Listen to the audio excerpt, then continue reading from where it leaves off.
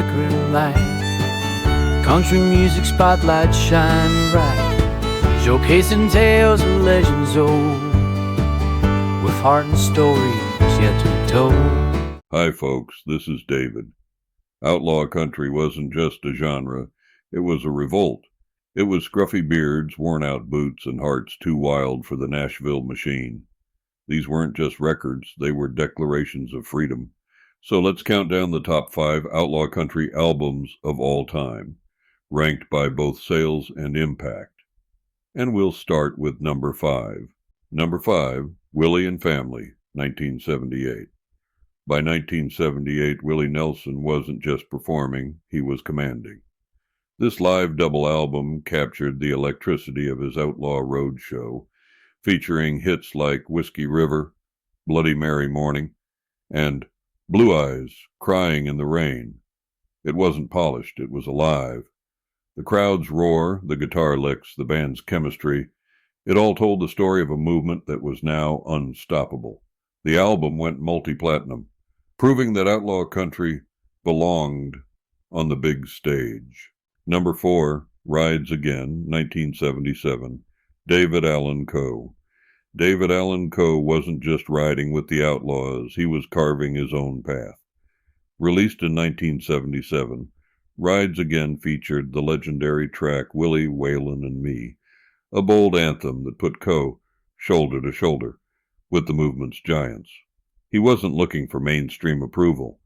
He was chasing raw truth, wild freedom, and a sound that couldn't be caged.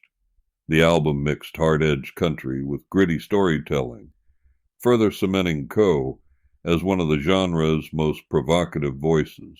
Number 3, Honky Tonk Heroes, 1973, Waylon Jennings. This one changed the game. In 1973, Waylon Jennings released Honky Tonk Heroes, an album made up almost entirely of songs by a then-unknown Texas songwriter named Billy Joe Shaver.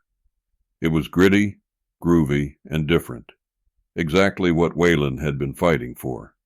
He finally got to record his way, outside the tight grip of Nashville producers. This record wasn't just an album, it was a mission statement. And it laid the groundwork for everything that followed. Number 2, Red-Headed Stranger, 1975. Willie Nelson, talk about a gamble.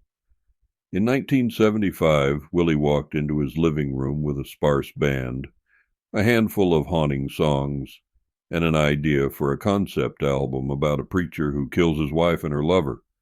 The label thought it sounded like a demo, but when it hit shelves, Red-Headed Stranger became a multi-platinum masterpiece.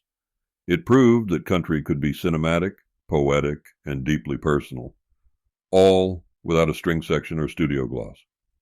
Willie didn't just tell a story, he changed the rules. On number 1, Wanted, The Outlaws, 1976. Waylon Jennings, Willie Nelson, Jessi Colter, Tom Paul Glaser. And here's the one that kicked the door down. Released in 1976, Wanted the Outlaws wasn't just an album. It was a movement wrapped in a record jacket. With Waylon, Willie, Jessi, and Tom Paul all riding together, it marked the first country album to ever go platinum.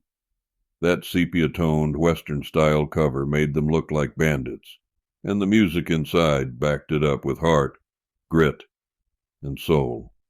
This wasn't Nashville's country. It was the people's country.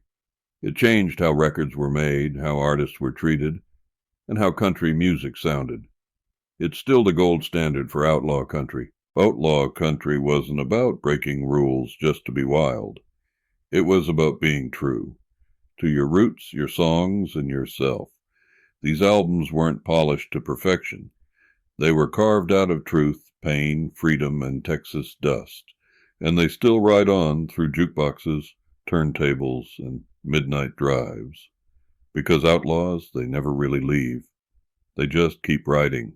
As always, I thank you for watching, and please like and subscribe. In a room with a flickering light, country music spotlight shine bright, showcasing tales of legends old, with heart and stories yet to be told.